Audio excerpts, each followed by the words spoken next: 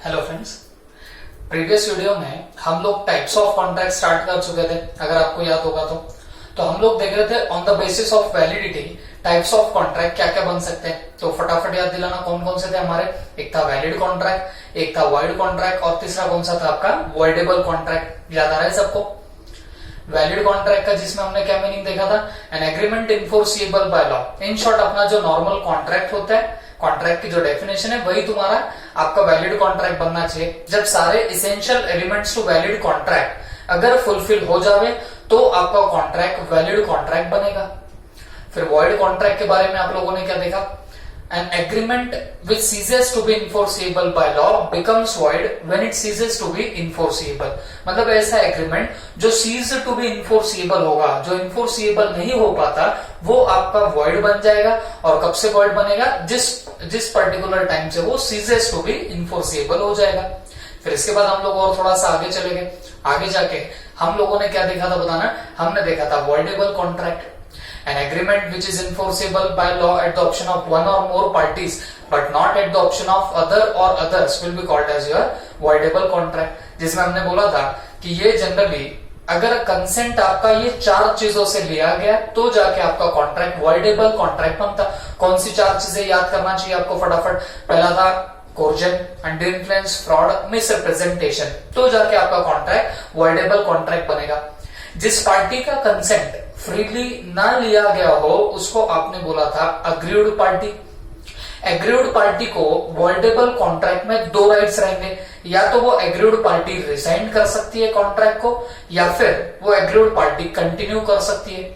अगर party resign कर देगी तो फिर क्या होगा, कॉन्ट्रैक्ट आपका वॉइड बन जाएगा। कोर्ट ऑफ लॉ में आप उसको एनफोर्स नहीं कर पाओगे अगर रिजाइन करते तो। हाँ, लेकिन अगर क्या कर देते आप लोग, अगर आप लोग वो पार्टी अगर मान लो कंटिन्यू करती है तो contract will be becoming a valid contract. Valid contract रहेगा और जो कॉन्ट्रैक्ट की परफॉर्मेंसेस है वो आपको वहां पे स्पेसिफिकली करनी पड़ेगी। ओके, तो ऐसे हमने देखा था वॉइडेबल कॉन्ट्रैक्ट के बारे में। अब हम लोग थोड़ा सा आगे जा रहे बच्चों, that is your illegal contract. ठीक है, मैं पहले इलीगल कॉन्ट्रैक्ट के बारे में आपको बता दूं बच्चों, इलीगल कॉन्ट्रैक्ट बन भी नहीं पाएंगे, ये तो इलीगल एग्रीमेंट्स ही होते हैं। क्यों एग्रीमेंट्स होते हैं? क्योंकि कॉन्ट्रैक्ट का एग्जैक्ट मीनिंग क्या होता है, an agreement enforceable by law. अब इसके नाम में क्या है, इलीगल, तो आपको लगता है ये एनफोर्सिएबल होगा? जवाब है नहीं। तो अगर कोई एग्रीमेंट एनफोर्सिएबल ही नहीं होगा तो वो कॉन्ट्रैक्ट तो बन ही नहीं सकता। लेकिन हमारे मॉड्यूल में सिंप्लिसिटी के लिए, सिर्फ कैटेगराइजेशन पर्पस के लिए इसको क्या बोला गया है, इलीगल कॉन्ट्रैक्ट बोला गया है। और मान लीजिए इसको हमने देखना भी ऐसे ही है। ठीक है, तो इलीगल कॉन्ट्रैक्ट का मतलब क्या होता है, प्लीज ध्यान से सुनना। These are the contracts which the law forbids. Forbids का मतलब होता है बच्चों प्रोहिबिट। मतलब ऐसे कोई पर्टिकुलर कॉन्ट्रैक्ट जिसको हमारा जो लॉ होगा, लॉ ने प्रोहिबिट कर दिया। लॉ बोलता है कि भाई ऐसे आप लोग एग्रीमेंट्स कॉन्ट्रैक्ट्स नहीं कर सकते हो, तो उनको आप लोग नाम देने वाले हो इलीगल कॉन्ट्रैक्ट। जैसे किसी को उड़ाना, उसके लिए सुपारी देना, मेरे को बताओ लॉ बताता है कि प्रोहिबिट करता है? जवाब आएगा प्रोहिबिट करता है। किसी को पैसे देना ताकि वो बंदा जाके रॉबरी कर सके किसी के घर में, बताओ लॉ आपको बोलता है ऐसा करने के लिए या प्रोहिबिट करता है? प्रोहिबिट करता है। समझ में आ रही बात आपको? तो अगर मान लीजिए ऐसे कोई पर्टिकुलर एग्रीमेंट्स जिसको आपका लॉ प्रोहिबिट करेगा तो वो जाके बनाएगा आपका इलीगल कॉन्ट्रैक्ट। अगर फिर भी अगर आप ऐसे कॉन्ट्रैक्ट्स में एंटर होते हो तो that will be becoming your what, illegal contract. बात क्लियर हो गई सबको? ओके, तो प्लीज ध्यान से रखना बच्चों कि ये जो भी आपके इलीगल कॉन्ट्रैक्ट होते हैं, these are not enforceable in the court of law. ये कोर्ट ऑफ लॉ में एनफोर्स नहीं हो सकते। पहले पॉइंट लिखेंगे फिर डिटेल में डिस्कशन करेंगे। These contracts are not enforceable. These contracts are not enforceable in court of law. In court of law. तो इन पर्टिकुलर कॉन्ट्रैक्ट्स को आप लोग कोर्ट ऑफ लॉ में एनफोर्स नहीं कर सकते। मतलब आप ये पर्टिकुलर कॉन्ट्रैक्ट में एंटर कर गए और सामने वाली पार्टी ने कोई परफॉर्मेंस नहीं किया तो आप उसको स्यू नहीं कर सकते हो, आप सीधे कोर्ट ऑफ लॉ में नहीं जा सकते हो, ये इसका मीनिंग होता है। नॉट इन्फोर्सिबल माने आपको कोर्ट ऑफ लॉ में जाने के आपके पास में राइट्स अवेलेबल नहीं रहेंगे। मैं तो फर्स्ट लेक्चर में भी आपको बता रहा था, जब मैंने आपको बताया था इन्फोर्सेबल नॉट इन्फोर्सेबल। इन्फोर्सेबल होता है तो आपके पास में लीगल राइट्स अराइज होते हैं, रेमेडीज अराइज होती है। कौन सी रेमेडीज? कोर्ट ऑफ लॉ में जाने की।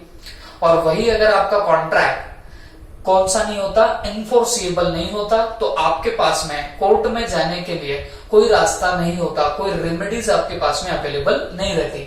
तो याद रखना, ये अगर आप इलीगल कॉन्ट्रैक्ट में इन्वॉल्व हो जाओगे तो आपको कोर्ट ऑफ लॉ में जाने की रेमेडी नहीं होगी। क्यों नहीं होगी? क्योंकि this contracts are not enforceable in the court of law. बात समझ में आई सबको? एक फिर भी मैं छोटा सा एग्जांपल दूंगा, इससे आपको ज्यादा चीजें समझ में आएंगी। अब ये एग्जांपल हमारा पहले रिपीट हो चुका था। ये मान लीजिए ए नाम का बंदा है, ये बी नाम का बंदा है, ये आपका रहा डी फॉर डॉन। याद है ना आपको? ए ने इसको पैसे देने थे रुपए 5 लाख, सपोज देने थे 5 लाख। कब? अगर ये बी को उड़ा देगा तो जाके क्या होगा बताना? ए डी को 5 लाख रुपए देगा। अब हुआ इसे, ये डी ने क्या किया? डी ने बी को तो उड़ा दिया, इसको तो उड़ा दिया, बट ए ने ये 5 लाख रुपए अभी तक हमारे डी को नहीं दिए। बात समझ में आ रही तुमको? देखो तुमको समझ रहा होगा, ये जो कॉन्ट्रैक्ट हुआ है ये अपने आप में इलीगल कॉन्ट्रैक्ट हो गया। क्लियर है सबको? इट इज इलीगल कॉन्ट्रैक्ट, क्योंकि ऐसे कॉन्ट्रैक्ट करने के लिए लॉ हमेशा प्रोहिबिट ही करेगा।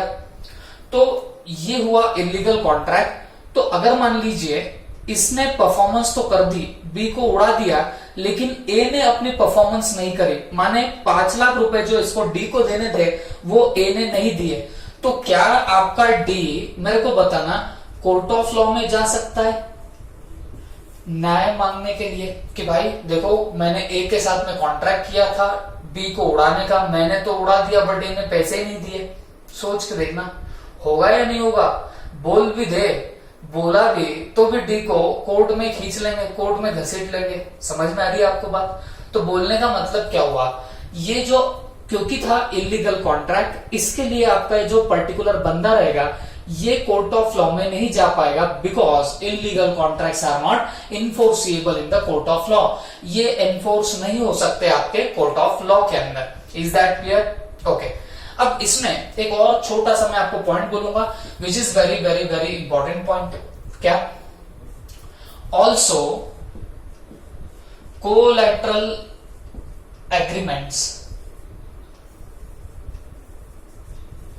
Are not enforceable.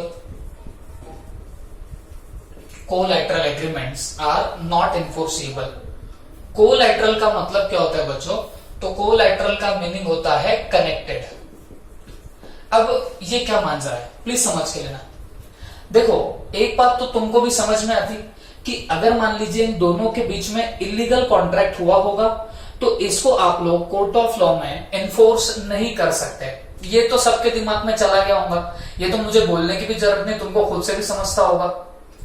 लेकिन ये क्या बात हुई, इलीगल कॉन्ट्रैक्ट के जो कोलैटरल एग्रीमेंट हो गए वो भी इन्फोर्सिएबल नहीं होंगे, वो भी इन्फोर्सिएबल नहीं होंगे। अब इसका मतलब क्या हुआ, प्लीज ध्यान से सुनना। कोलैटरल का मतलब होता है कनेक्टेड। अब देखो इसी एग्जांपल को मैं थोड़ा सा घुमाता हूं, प्लीज ध्यान से सुनो। ए और डी इन दोनों के बीच में कॉन्ट्रैक्ट हुआ, तुमको बहुत अच्छे से पता है, एग्रीमेंट हुआ इन दोनों के बीच में। कौन सा एग्रीमेंट हुआ? बी को उड़ाने का। अब ए तो 5 लाख रुपए डी को देने ही वाला है, ठीक है, लेकिन अब इसको उड़ाना कैसे कैसे नहीं, ये सब प्लानिंग करने का काम किसका? डी का। तो डी तो गहरी सोच में था, वो सोचने लग गया कि भाई उड़ाओ तो उड़ाओ कैसे। ओके, ये सब थिंकिंग कौन कर रहा था आपका? ये बैठे बैठे आपका डी कर रहा था। तो इसके दिमाग में आइडिया आई कि भाई ये जब बंदा मान लो अपने कार वार से निकलेगा तब क्या करेंगे, बाइक पे जाएंगे और सीधा गन से शॉट मार के उड़ा देंगे। ये किसके दिमाग में आइडिया चल रही थी? आपके डी के दिमाग में आइडिया। तो इस बंदे ने क्या किया, इस बंदे ने और एक बंदे को पकड़ा, इसका नाम लेते सी। डी ने क्या किया, सी को भी पकड़ा और सी को बोला देख भाई तेरे को क्या करना है, तेरे को सिर्फ मेरी हेल्प करनी है। हेल्प कैसी करनी है कि देख तेरे को बाइक अच्छे से चलानी आती है, माने डी किसको बोल रहा है? सी को, कि सी तेरे को बाइक अच्छे से चलानी आती है तो तुझे सिर्फ काम करना है, मैं तेरे पीछे बैठूंगा और तू मस्त पे की बाइक चलाना, जहां मैं बताऊंगा वहां पे चलाना। बात समझ में आ रही है? ये किसका प्लान था? डी का। तो सी बोलता है चल कर भी दूंगा लेकिन इसके बदले में मुझे क्या मिलेगा? तो ये बोलता है चल तुझको मैं 50,000 रुपए दूंगा। तो सी सोचने लग गया मैं तो सिर्फ बाइक चला रहा हूँ और बाइक चलाने के मेरे को कितने मिल रहे हैं? 50,000 रुपए मिल रहे हैं। बात समझ में आ रही तुमको? अब प्लीज ध्यान से सुनना मेरी बात। अब हुआ ऐसे था, ये डी बेचारे ने क्या किया था, जो उड़ाया, जैसे मैं अभी थोड़ी देर पहले बोल रहा था, डी ने तो उड़ा दिया बी को, लेकिन उड़ाया कैसे था? इसके सपोर्ट से। ये बंदा बाइक चला रहा था, ये पीछे बैठा था, जैसे इसके पास गए उड़ा दिया, खत्म कर दिया।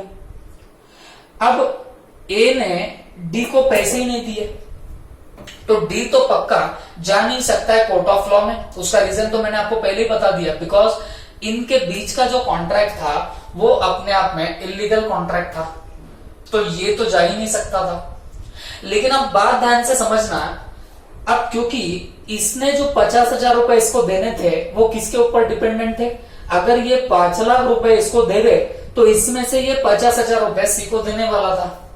तो ना ए से डी को पैसे आए, ना डी अपने सी को पैसे दे पाएगा।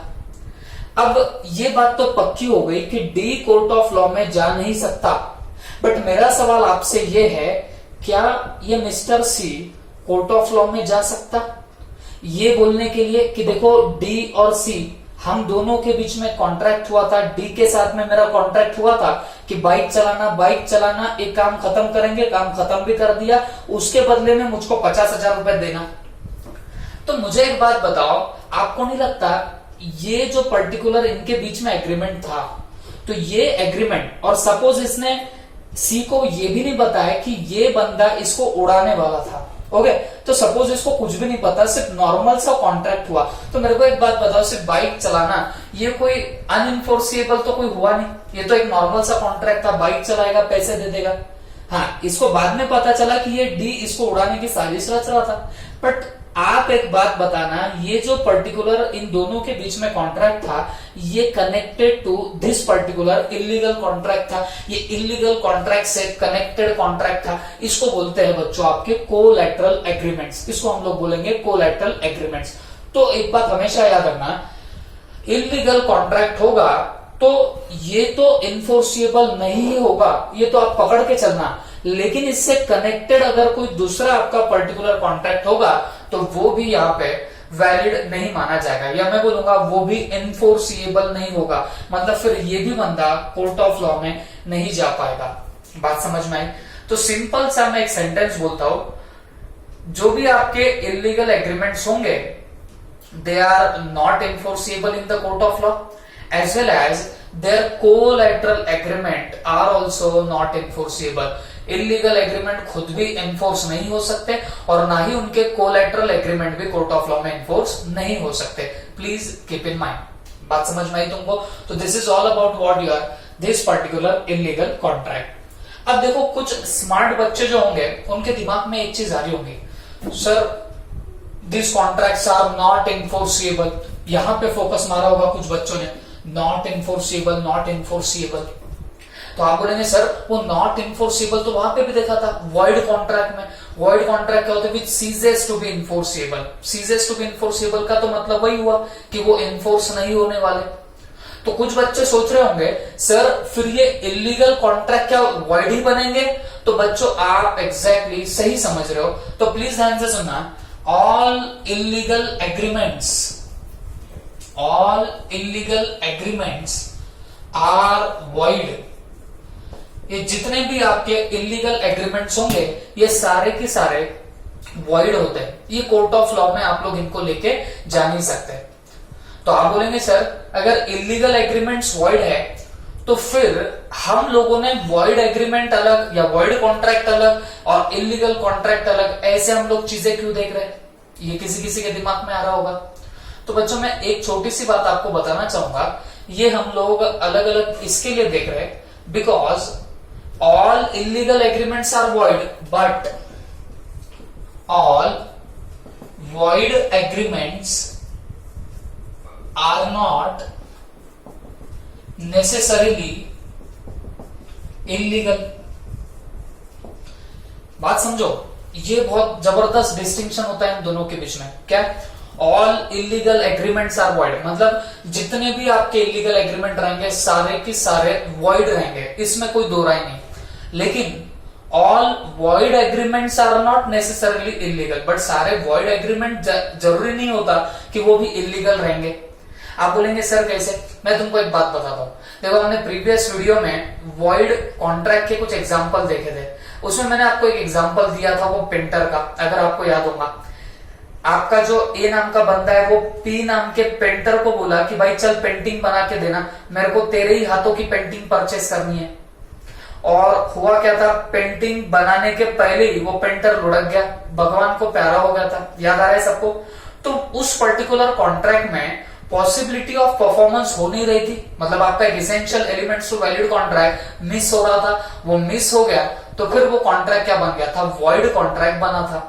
अब एक बात बताओ, उसको हमने वॉइड कॉन्ट्रैक्ट तो बोल दिया, लेकिन क्या वो तुमको लगता है पेंटिंग परचेस करना या पेंटिंग का कॉन्ट्रैक्ट करना कोई प्रोहिबिटेड बाय लॉ है क्या? लॉ रोकता है क्या कि भाई नहीं तुम पेंटिंग परचेस नहीं कर सकते? ऐसा कहीं लिखा है लॉ में? ऐसा कहीं नहीं लिखा है। तो फिर क्या हो गया, वो कॉन्ट्रैक्ट जो वॉइड बना, वो कॉन्ट्रैक्ट जो वॉइड बना जरूरी नहीं है कि वो इलीगल ही होगा। तो इसके लिए हम लोग यहाँ पे एक बात बोल सकते हैं कि all illegal agreements are void. जितने भी इलीगल एग्रीमेंट है, तो आप एक बात तो लिख के ले लेना, इसको लेके आप लोग कोर्ट ऑफ लॉ में जा ही नहीं सकते।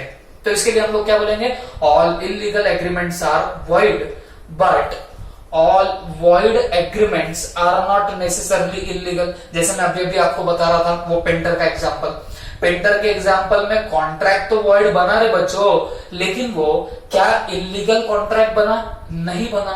तो फिर ये बात आप लोगों को ध्यान में रखनी पड़ेगी, और इसी की वजह से हमारे कैटेगराइजेशन में ये अलग अलग हो चुके हैं। Is that clear? Comfortable? Okay, तो एक काम करना, ये फटाफट इतना नोट कर लेना।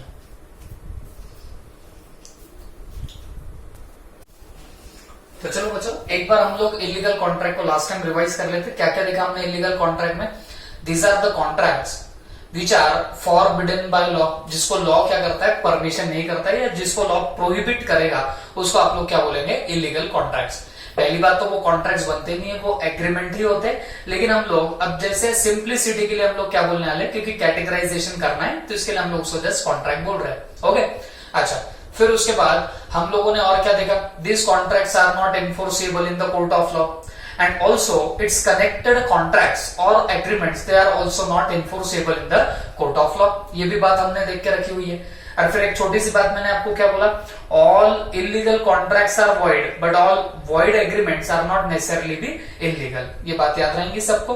ओके, अब हम लोग हमारे टाइप्स ऑफ कॉन्ट्रैक्ट में लास्ट टाइप देख रहे हैं, दैट इज योर अनइनफोर्सेबल कॉन्ट्रैक्ट। लेकिन लास्ट टाइप ऑफ कॉन्ट्रैक्ट किस कैटेगरी में देख रहे हैं? On the basis of validity. इसके बाद कैटेगरी बदलेंगी और कॉन्ट्रैक्ट के और भी फर्दर टाइप्स आने लगेंगे। ठीक है, तो अब क्या देख रहे हैं हम लोग? Unenforceable contract. तो बच्चों, अनइनफोर्सेबल कॉन्ट्रैक्ट क्या होता है?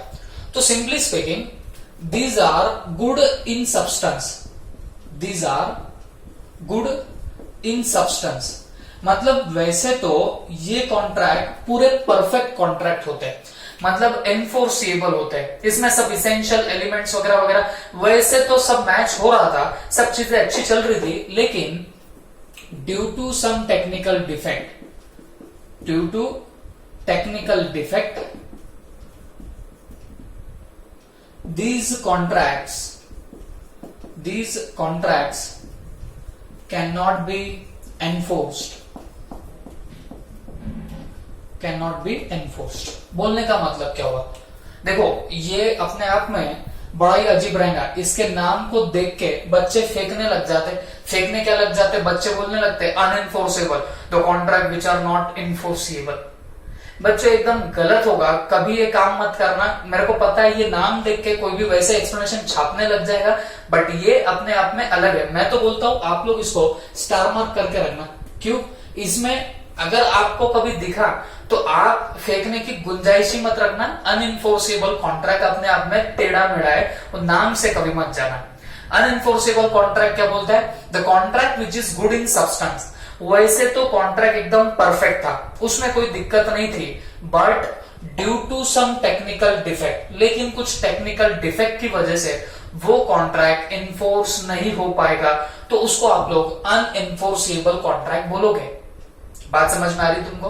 ओके, मैं एग्जांपल देता हूं। एग्जांपल है इसका टाइम बार्ड डेब्ट। एग्जांपल इसका टाइम बार्ड डेब्ट। अब ये क्या चीज है, प्लीज ध्यान से सुनना। ए नाम का एक बंदा था, इसने कुछ गुड्स सेल करे थे क्रेडिट पे। क्रेडिट आई होप सबको समझता है। और 40,000 रुपए के गुड्स उसने क्रेडिट पे सेल करे, माने उधारी पे सेल करे। किसको? बी को। ठीक है, तो सीधी सी बात है, बी ने इसको पैसे देने चाहिए। ए ने इसको बेचते टाइम बोला था कि भाई 1 महीने के बाद मेरे पैसे लौटा देना। ए ने बी को बोला था 1 महीने बाद मेरे पैसे लौटा देना। बी ने बोला ठीक है। 1 महीना हो गया, पैसे नहीं लौटाए। 2 महीने हो गए, नहीं लौटाए। 3 महीने हो गए, नहीं लौटाए। चौथे महीने में बोला तो सही मैं दे दूंगा, लेकिन फिर भी नहीं दिया। फिर ऐसे कटाते गया, घुमाते गया, कहा 1 साल निकल गया पता नहीं चला, 2 साल निकल गए, ए को पता नहीं चला। अब ए तो बेचारा एकदम परेशान हो गया। ये फिर और उसके पीछे लग गया, सताने लगा बी को। बट फिर भी बी इतना खतरनाक है, उसने क्या किया, 3 साल तक पैसे उसको दिए ही नहीं। अब प्लीज ध्यान से सुनना, जब कोई पर्टिकुलर डेब्ट, जब किसी एक बंदे को किसी दूसरे बंदे से पैसे आने होते हैं और अगर वो 3 साल तक न आ पाए, अगर वो 3 साल तक आप उसकी रिकवरी ना कर पाए, तो बच्चों याद रखना, ये जो डेब्ट हो जाता है, डेब्ट बिकम टाइम बार्ड डेब्ट। टाइम बार्ड डेब्ट का मतलब क्या हुआ कि अब आप ये जो पैसा है 40,000, ये आप लोग जिंदगी में कभी वसूल नहीं कर पाओगे। बात याद रखना, ये लॉ ऑफ लिमिटेशन है। लिमिटेशन एक्ट के तहत ऐसी चीजें बोली गई है कि अगर आपको किसी से पैसे आने बाकी होंगे तो आपने 3 साल के अंदर उसकी रिकवरी कर लेना। अगर 3 साल के अंदर आपका पैसा, रुपया आपका रिकवर नहीं हुआ, तो 3 साल 1 दिन के बाद आप उससे रिकवर नहीं कर पाओगे। आपको कोई लीगल राइट्स अराइज नहीं होंगे। इस बंदे ने मान लो 3 साल तक वेट किया, फिर इसको लगा कि यार ये पैसे ऐसे तो नहीं देगा, चलो इसके ऊपर केस ठोक देंगे। तो बात समझो, अगर ए जाने भी लग जाए कहां पे, केस फाइल करने के लिए कोर्ट ऑफ लॉ में, तो कोर्ट ऑफ लॉ भी उसको धक्के मार के बाहर निकालेगा। क्यों धक्के मार के बाहर निकालेगा? कोर्ट ऑफ लॉ बोलेगा कि यार ये कॉन्ट्रैक्ट अब अनएनफोर्सेबल कॉन्ट्रैक्ट बन गया। ए बोलेगा कि यार मैंने तो नॉर्मल मेरे गुड्स सेल किए, गुड्स सेल करना ये तो एक नॉर्मल सा कॉन्ट्रैक्ट है, इसमें कौन सी बड़ी बात है। तो कोर्ट क्या बोलेगी, भाई सब कुछ एकदम बराबर था, तेरा कॉन्ट्रैक्ट एकदम परफेक्ट था, लेकिन एक टेक्निकल डिफेक्ट आ गया ना भाई। कौन सा टेक्निकल डिफेक्ट आया? तू 3 साल के बाद केस ठोकने आया। अगर तू 3 साल के पहले केस फाइल करने आता रिकवरी के लिए तो कुछ गुंजाइश थी, लेकिन अब इसकी रिकवरी पॉसिबल नहीं रहेगी। बात समझ के लेना। तो बोलने का मतलब क्या हुआ, ये contract very much a perfect contract, it was a perfect contract. सब चीजें इसके एकदम एक्यूरेट थी, बराबर थी, बट फिर भी आप लोग इसका पैसा रिकवर नहीं कर पाए। काहे की वजह से नहीं कर पाए बच्चों? Due to some technical defect. और ये ऐसे टेक्निकल डिफेक्ट की वजह से अच्छा भला कॉन्ट्रैक्ट भी आपका एनफोर्स नहीं हो पाए, तो उसको आप लोग क्या नाम दोगे? अनएनफोर्सिएबल कॉन्ट्रैक्ट। इसको ही हम लोग क्या बोलने वाले? अनएनफोर्सिएबल कॉन्ट्रैक्ट। बात समझ में आई सबको? Okay, this is all about your what, your types of contract on the basis of your validity. तो फटाफट मेरे को एक बार बताना, on the basis of validity आप लोगों ने कौन कौन से टाइप्स बनाए? हमने सबसे पहले बोला था एक वैलिड कॉन्ट्रैक्ट, फिर बनाया था आपने वॉइड कॉन्ट्रैक्ट, फिर आपने बनाया था वॉइडेबल कॉन्ट्रैक्ट, फिर हमने देखा इलीगल कॉन्ट्रैक्ट, और फिर अभी अभी हमने अनएनफोर्सेबल कॉन्ट्रैक्ट भी देख डाला। ओके, तो मैंने जैसे बताया इस पर स्टार मार्क कर देना, क्योंकि ये जो पॉइंट है ये अगर आप लोग ऐसे फेंकने जाओगे तो 101% बोलते आप लोग गड्ढे में गिरेंगे। बात समझ में आई तुमको? क्योंकि वो नाम से वो बराबर आप लोग जस्टिफाई नहीं कर पाओगे। नाम देख के तो बस छाप दोगे अनएनफोर्सेबल, जो इन्फोर्स नहीं होता उसको अनएनफोर्सेबल बोलते हैं। तो ऐसा नहीं रहेगा। जो कॉन्ट्रैक्ट एकदम परफेक्ट कॉन्ट्रैक्ट था, लेकिन कुछ टेक्निकल डिफेक्ट की वजह से उसको कंप्लाई नहीं करने आया, या वो कॉन्ट्रैक्ट बराबर प्रॉपर फुलफिल नहीं हो पाता है, तो जाके उसको हम लोग क्या बोलेंगे? अनएनफोर्सेबल कॉन्ट्रैक्ट। बात समझ में आई सबको? ओके, तो प्लीज नोट इट डाउन।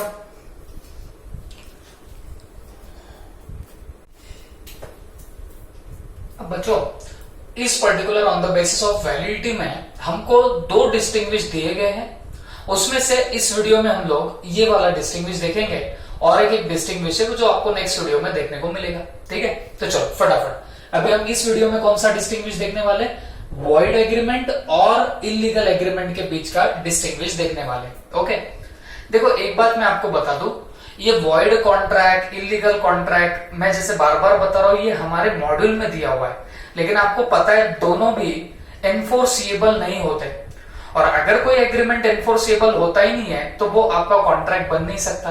तो ये वॉइड एग्रीमेंट का मतलब क्या हुआ, ऐसा एग्रीमेंट जो एनफोर्सिएबल नहीं होगा उसको आप लोग वॉइड एग्रीमेंट बोलोगे। और इलीगल तो आपको तो पता ही है, अभी अभी हमने देखा इलीगल कॉन्ट्रैक्ट क्या, एग्रीमेंट क्या, दोनों वन एंड द सेम ही पकड़ो। बात समझ में आई तुमको, क्योंकि ये एग्रीमेंट एनफोर्सिएबल होते ही नहीं है, तो ये सिर्फ एग्रीमेंट ही बनते हैं, ये कभी कॉन्ट्रैक्ट बनाए ही नहीं जाएंगे। ये तो सिर्फ हम लोग जो ये यहाँ पे कैटेगराइजेशन देख रहे हैं तो उसमें बस सिंप्लिसिटी के लिए वहां पे कॉन्ट्रैक्ट लिखा गया है। क्लियर है सबको? ओके, तो प्लीज और अब मेरी कुछ चीजें ध्यान से सुनना। वॉइड एग्रीमेंट और आपका यहाँ पे इलीगल एग्रीमेंट, इन दोनों के बीच में हम लोग डिस्टिंग्विश देख रहे हैं। तो आप अगर ज्यादा सोचते रहोगे तो और भी मजा आएगा। मेरे को एक बात बताओ, क्या मैं ऐसी बात बोल सकता हूं कि all illegal agreements are void but all void agreements are not necessarily illegal? अभी हम प्रीवियसली वो जो पॉइंट देख रहे थे वहां पे हमने यही तो पॉइंट देखा। क्लियर है सबको? तो चलो पहला डिस्टिंग्विश का पॉइंट क्या बनेगा, all void agreements are not necessarily illegal. सही है, लेकिन अगर इलीगल एग्रीमेंट की बात करो, ऑल इलीगल एग्रीमेंट्स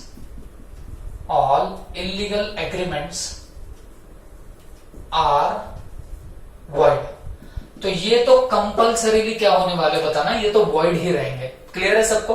ये तो हमने प्रीवियसली भी देखा था। ठीक है, अब बच्चों मेरे को एक बात बताओ, दोनों में से कौन सा एग्रीमेंट प्रोहिबिटेड बाय लॉ होगा? तो हमने तो देखा था इलीगल कॉन्ट्रैक्ट के डेफिनेशन में कि illegal contracts are prohibited by law, लेकिन वॉइड कॉन्ट्रैक्ट के डेफिनेशन में ऐसा कुछ नहीं था। और मैंने तो अभी आपको एग्जांपल भी दिया, वो पेंटर से पेंटिंग कराना, वो बना तो था वॉइड कॉन्ट्रैक्ट, लेकिन क्या हमारा लॉ कहीं उसको प्रोहिबिट करता था? नहीं प्रोहिबिट करता है। तो प्रोहिबिटेड बाय लॉ कौन सा होता है? इलीगल कॉन्ट्रैक्ट होता है, बल्कि आपका वॉइड कॉन्ट्रैक्ट नहीं होगा। क्लियर है? तो हम यहां पे क्या लिखेंगे, नॉट प्रोहिबिटेड बाय लॉ, और यहां पे लिखेंगे prohibited by law, prohibited by law. Clear है? ओके, अब एक चीज और बताना है, देखो जहां पे प्रोहिबिशन होता है, प्रोहिबिशन माने रेस्ट्रिक्शन, तो अगर आपने कोई प्रोहिबिटेड कॉन्ट्रैक्ट किया तो डेफिनेटली वहां पे पनिशमेंट्स रहेगी। अगर आपने कोई प्रोहिबिटेड एक्ट किया तो definitely there will be your punishments. Okay, punishment वहां पे होने लगेंगे, जैसे सुपारी देना, ये देना, आपको नहीं लगता पनिशमेंट रहेंगी? डेफिनेटली रहेंगी। बट वॉइड कॉन्ट्रैक्ट में जरूरी नहीं होता, या वॉइड एग्रीमेंट में जरूरी नहीं होगा कि there will be the punishments. क्यों? सिंपली स्पीकिंग, आप मेरे को एक बात बताओ, वो पेंटर को मैंने पेंटिंग करने का कॉन्ट्रैक्ट दिया, वो अटक गया, तो इसमें कौन सी पनिशमेंट आई? सोच के देखना ना बच्चों, कोई पनिशमेंट यहाँ पे देने की जरूरत नहीं पड़ेगी। तो सिंपली स्पीकिंग, क्योंकि ये प्रोहिबिटेड बाय लॉ होते हैं तो यहाँ पनिशमेंट्स भी आएगी, और अगर मैं वॉइड की बात करूं तो यहाँ कोई पनिशमेंट नहीं आती है। तो यहां पे लिख दूंगा नो पनिशमेंट्स। ओके, और इसकी बात करेंगे तो यहां पे क्या आएगी बताना, पनिशमेंट्स।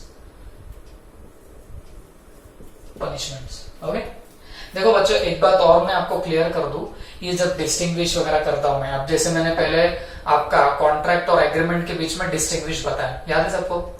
तो मैं जब बोर्ड पे बताता हूं ना बच्चों, तो बोर्ड पे मैं बस आपके अंडरस्टैंडिंग के लिए बताता हूं। तो यहां फिर मैं शॉर्टकट मार दूंगा, अब जैसे यहाँ पे क्या लिखा, नो पनिशमेंट, यहाँ पे लिख दिया पनिशमेंट। देखो कुछ बच्चों ने क्या कर दिया, कुछ बच्चों ने जो अपन ने टेस्ट ली थी उसमें मैंने जिस ये फॉर्मेट में लिखा वो वैसे की वैसे ही वो बच्चों ने भी लिख दिया।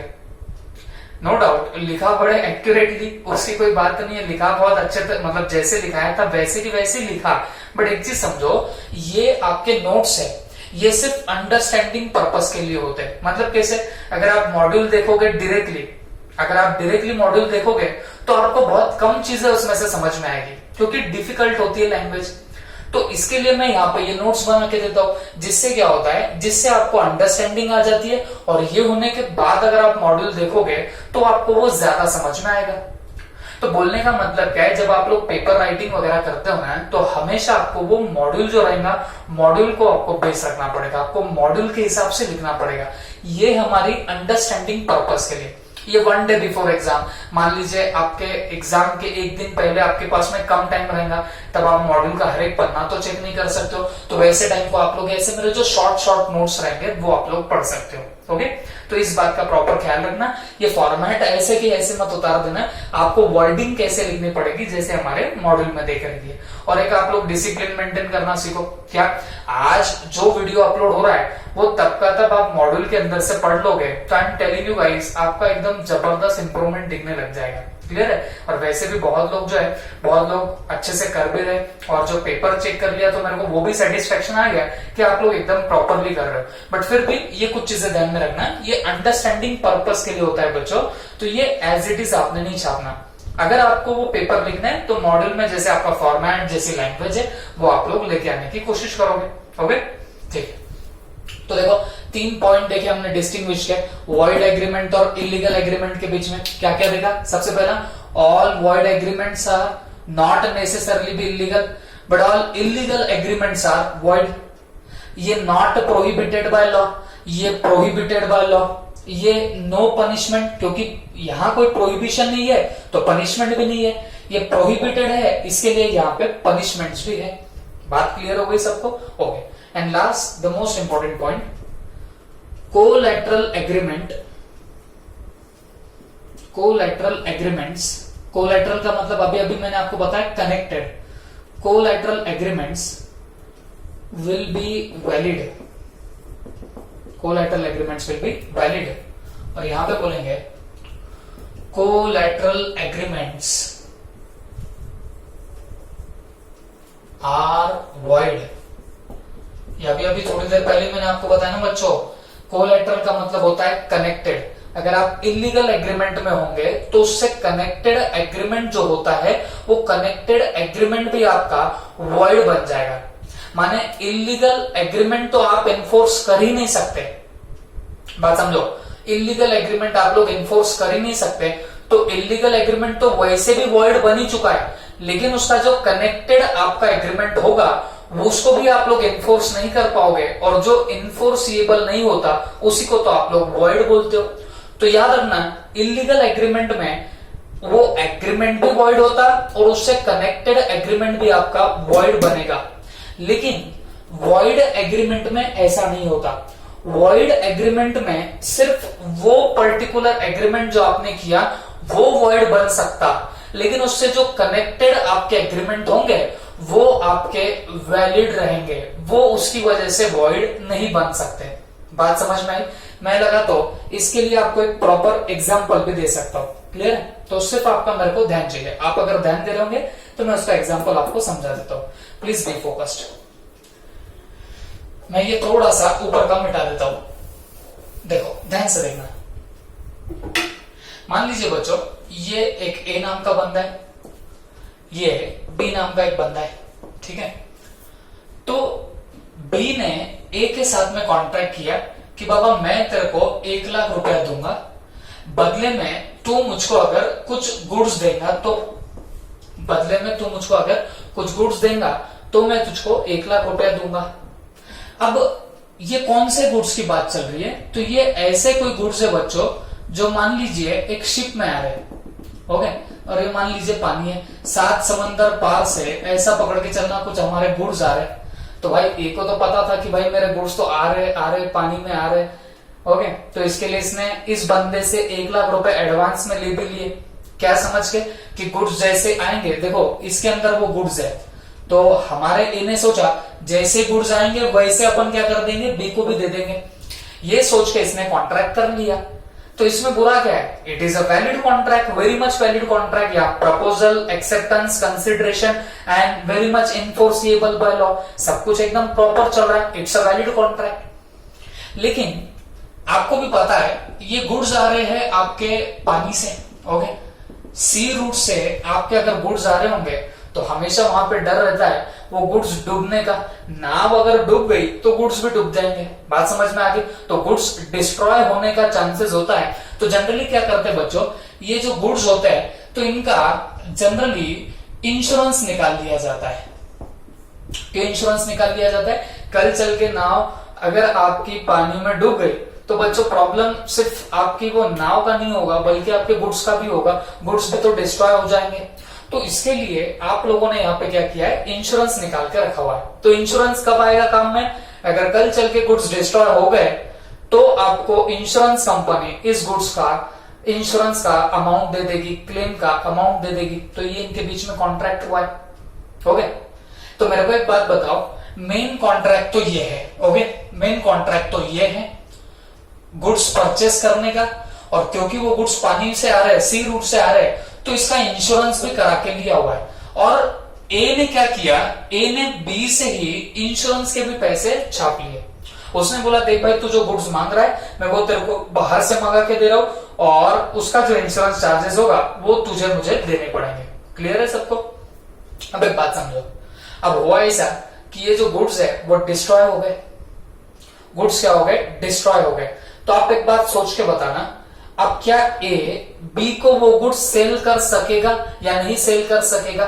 तो आपका जवाब मिलेगा कि सर ये सेल नहीं कर पाएगा। क्यों सेल नहीं कर पाएगा? जिस गुड्स के लिए कॉन्ट्रैक्ट था वो गुड्स तो आपके डिस्ट्रॉय हो चुके, माने इम्पॉसिबिलिटी ऑफ परफॉर्मेंस आ गई, और इम्पॉसिबिलिटी ऑफ परफॉर्मेंस आई तो contract becomes void contract. Impossibility of performance आपके essential elements to valid contract में से एक है। तो आपके सारे इसेंशियल एलिमेंट अगर फुलफिल हो रहे होंगे तो वो वैलिड बनता है, लेकिन उसमें से कोई भी मिसिंग हो गया तो वो तो वॉइड बनता है। तो ये अगर नाव डूब गई पानी में तो सवाल ही नहीं उठता, आपकी इम्पॉसिबिलिटी जनरेट होगी, माने essential elements to valid contract में से एक जो है वो आपका फुलफिल नहीं होगा, देन कॉन्ट्रैक्ट बिकम्स। लेकिन अगर बात चल रही है तुम्हारे इस पर्टिकुलर इंश्योरेंस कॉन्ट्रैक्ट की, ये तो लेकिन आपका क्या बनने वाला है बच्चों? Valid contract. तो अगर इम्पॉसिबिलिटी ऑफ परफॉर्मेंस जनरेट हो जाए, मतलब ये गुड्स डिस्ट्रॉय हो जाए, तो इन दोनों के बीच का कॉन्ट्रैक्ट वॉइड बनेगा, लेकिन ये जो इससे कनेक्टेड माने कोलैटरल एग्रीमेंट जो बना ये डेफिनेटली आपका वैलिड बनेगा। बात समझ में आई सबको? तो फिर इससे हम लोग बोल सकते हैं कि जो आपके वॉइड एग्रीमेंट रहेंगे उनके कोलैटरल एग्रीमेंट वैलिड रहेंगे, उनसे कनेक्टेड एग्रीमेंट वैलिड रहेंगे, क्योंकि आपको यहाँ इंश्योरेंस का तो पैसा मिलेगा ना बच्चों, भले ही ये कॉन्ट्रैक्ट वॉइड हो गया लेकिन ये इंश्योरेंस का पैसा तो मिलेगा, इसके लिए ये वैलिड कॉन्ट्रैक्ट हो गया अब या वैलिड एग्रीमेंट बनेगा। लेकिन इलीगल एग्रीमेंट में जो भी आपके कोलैटरल एग्रीमेंट होंगे ये सारे के सारे आपके वॉइड बन जाएंगे। Is that clear?